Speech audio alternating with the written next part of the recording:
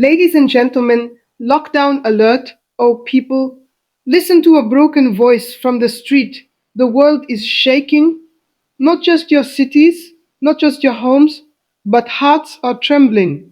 Today, they say war drums are beating between Iran and United States, and fire is spreading toward Israel, missiles flying like angry birds in the sky. No one asking who is rich, who is poor. Destruction does not choose.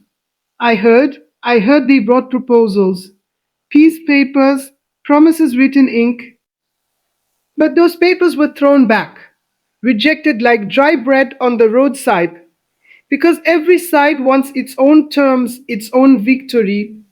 And while leaders argue, common people suffer, children cry, mothers wait, fathers don't return. The ground drinks tears instead of rain. Oh, people, today it is them, tomorrow it could be us. Lockdown is not just closing doors, it is fear closing your future. It is silence in your streets. It is hunger knocking without mercy.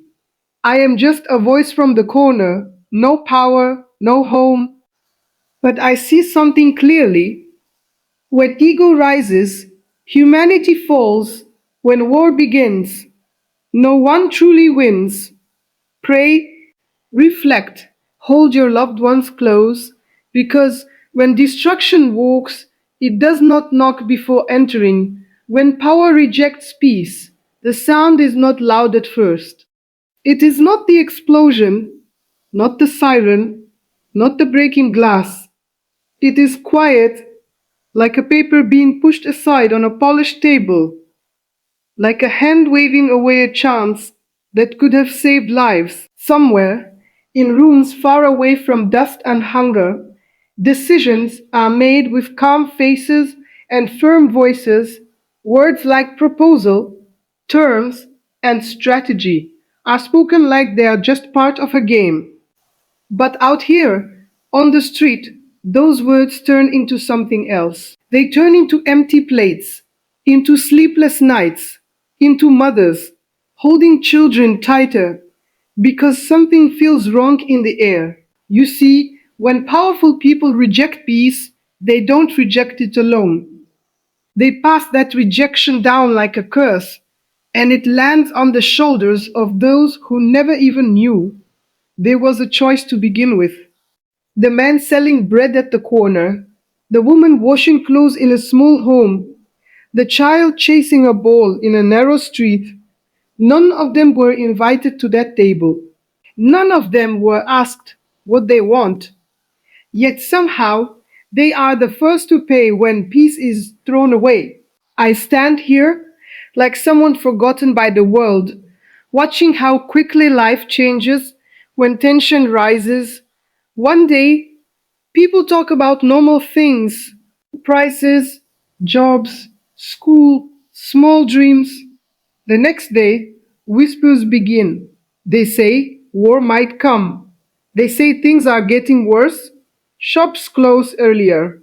Faces grow serious. People start saving what little they have, not for a future, but for survival. And still, faraway discussions continue. Proposals come and go, rejected like they mean nothing. But they mean everything to those who have nothing. You think rejection is just a word. But no, rejection is a door closing. And behind that door could have been peace, safety, another sunrise without fear. When that door shuts, another one opens, and that one leads to uncertainty, to chaos, to nights filled with distant sounds that make hearts race. It leads to children asking questions that no parent wants to answer. Why is this happening? Are we safe? And the truth is, no one knows anymore. The powerful speak of strength, of pride, of not backing down. But what is strength when it breaks the weak? What is pride when it is built on the suffering of those who cannot defend themselves? Out here, Pride does not feed a hungry child. Strength does not rebuild a broken home. Words spoken in anger do not comfort a mother who is waiting for someone who may never return. And the strange thing is, the people who suffer the most are often the ones who wanted peace the most. The poor man does not want war, he wants work. The mother does not want conflict, she wants safety. The child does not care about power or politics. The child just wants to play, to laugh, to grow. But when peace is rejected, all of that is taken away. Slowly at first, then all at once. You start to see it in small ways. Prices rise, jobs disappear, streets become quieter, not because people are resting, but because they are afraid. Then comes the bigger change. Movement becomes limited, news becomes darker, every sound feels like a warning. And in the middle of all this, the same question echoes in every heart. Why did it have to come to this? If you listen closely, you can almost hear the silence left behind by rejected peace. It is heavy. It sits in the air like something unfinished. Because deep down, everyone knows it did not have to be this way. There was a chance. There was a moment when things could have turned out differently. But that moment passed, pushed away by decisions made without feeling the weight of what they truly meant. I have seen people share their last piece of bread in times like this. I have seen strangers become family because suffering brings hearts closer. But I have also seen fear change people. I have seen kindness shrink, not because people want to be cruel, but because they are trying to survive. When peace is rejected, it does not just bring destruction of buildings, it brings a quiet destruction of trust, of comfort, of the simple belief that tomorrow will be okay. And still, the world keeps moving. The powerful continue their talks, their strategies, their plans. But out here, time feels different. Every day feels heavier. Every moment feels uncertain. People start living one day at a time, not because they want to, but because they have no other choice. The future becomes something unclear, something distant, something fragile. There is something deeply painful about knowing that all of this could have been avoided, that somewhere, at some point, a different choice could have been made.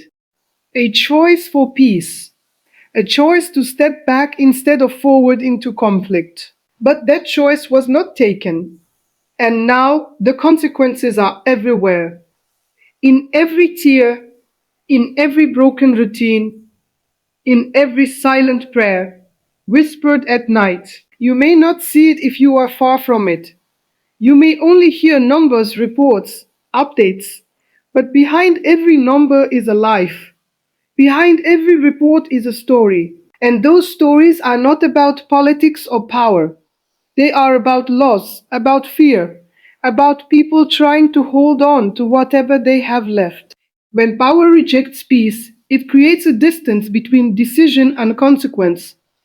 The ones making the decisions are often far from the ones living the consequences. And that distance makes it easier to choose conflict, easier to ignore the human cost. But out here, there is no distance. Everything is close, everything is real, everything is felt. I speak like this because I have nothing else to offer. No influence, no voice in those rooms, no seat at those tables. Just words, just observations, just a heart that feels the weight of what is happening. And I wish, I truly wish, that those who hold power could see what I see, not through reports or screens, but through the eyes of those who suffer because of their choices. Because maybe then peace would not be rejected so easily. Maybe then proposals would not be treated like options in a game. Maybe then The value of a single life would outweigh the desire to win, to dominate, to prove a point. But until that day comes, the pattern continues. Proposals are made, proposals are rejected, and people pay the price. Over and over, I again. And each time, it leaves a mark, not just on the land, but on the hearts of those who live through it. So I stand here, like someone with nothing, saying something that should be simple, but somehow is not. Peace should not be so easy to reject, because when it is, the cost is too high. And the ones who pay it are the ones who had no say at all. Destruction does not knock on doors before entering. It does not send a warning that can be understood, nor does it wait for permission. It moves like a shadow that grows longer with every passing moment. Slowly at first, almost unnoticed, and then suddenly it is everywhere. People think they can predict it, control it, aim it, limit it, but destruction has never followed human plans. Once it is released, it becomes something else, something beyond control, something that does not recognize borders, names, or status. I have seen how people talk before it comes. They speak with confidence, saying it will not reach them, that it will stay far away, that it is someone else's problem. They sit in comfort, believing that distance will protect them, but destruction does not measure distance the way humans do. It travels through fear, through tension, through decisions made in anger. It spreads not just through land, but through minds, through hearts, through the fragile sense of safety that people hold onto. At first, it feels like a story happening somewhere else. You hear about it in passing, maybe through a voice, maybe through whispers, maybe through the worried eyes of someone who knows more than they say. But slowly, that story begins to come closer. The tone changes. The air feels heavier. Even silence begins to sound different.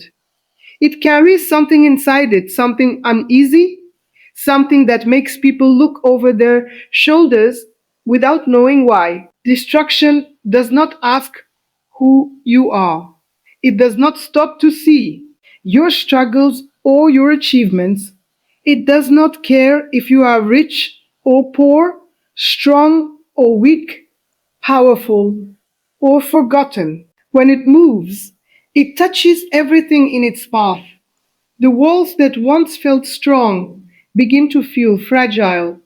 The routines that once felt normal begin to feel uncertain. Even the simplest things, walking outside, speaking freely, sleeping peacefully, start to feel like privileges that can disappear at any moment. There is a strange moment when people begin to realize that they are no longer in control. It is not when the first sign appears, but when the pattern becomes clear, when one disruption leads to another, when one fear leads to many, when one loss makes the possibility of more losses feel real. That is when it settles in the heart. The understanding that this is not temporary, not distant, not avoidable anymore. I have watched how quickly the world can change under the shadow of destruction. A place full of life becomes quiet, not peaceful quiet, but heavy quiet, the kind that carries tension in every corner. People speak less, not because they have nothing to say, but because words begin to feel powerless. What can you say when everything feels uncertain? What comfort can you offer when you do not even feel secure yourself? And yet, destruction does more than break things you can see. It breaks things you can see as well. It breaks trust between people. It breaks the sense of safety that allows communities to exist. It breaks the belief that tomorrow will be better than today. These are the things that take the longest to rebuild, the things that remain damaged long after the visible signs are gone. People often believe that destruction has a target, that it can be directed, controlled, limited to a specific place or group.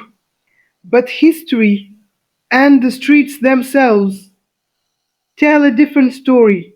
Once it begins, it rarely stays where it started. It grows. Once it spreads, it evolves.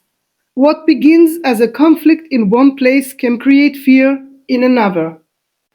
What starts as tension between a few can affect the lives of many. I have seen how even those who feel safe begin to change.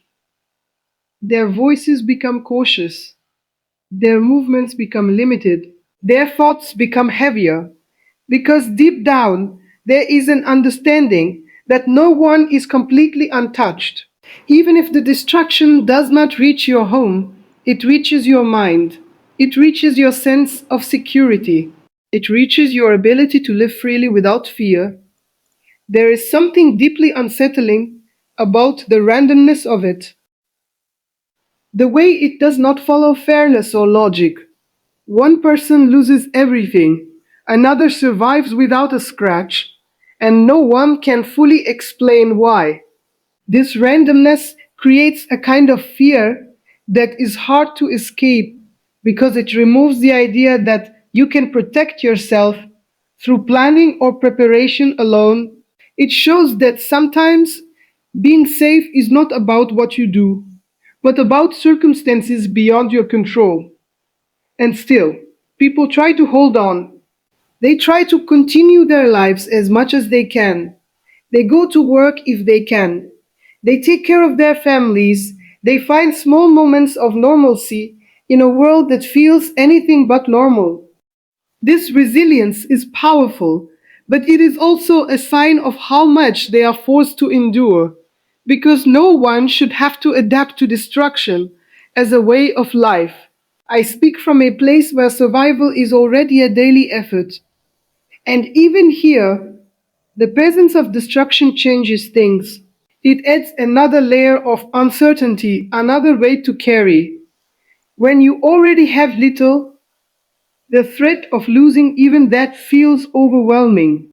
And yet, this is the reality for many, not just in one place, but in many places around the world. Destruction also has a way of revealing truths that are often ignored. It shows how connected people are, how the actions in one place can affect lives in another. It shows how fragile systems can be, how quickly stability can turn into chaos. And it shows how important peace truly is, not as an idea, but as a necessity for life to continue in a meaningful way. There is no dignity in destruction. There is no victory in fear.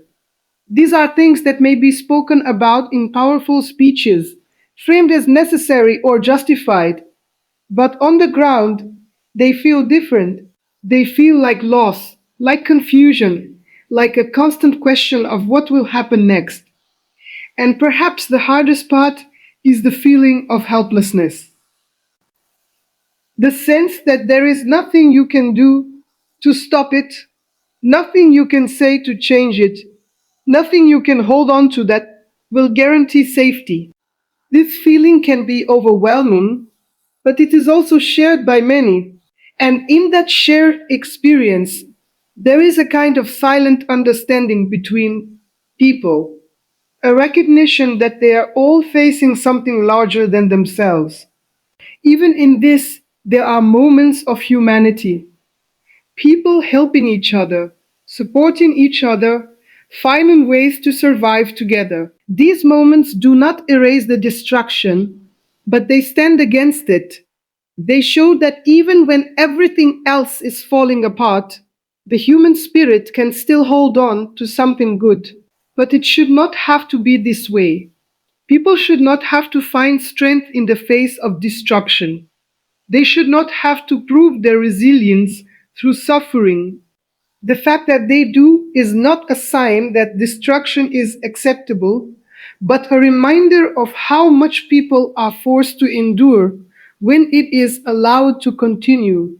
So when we say that destruction does not choose, it is not just a statement, it is a warning, a reminder that no one is completely safe, that the effects of conflict and chaos can reach further than expected.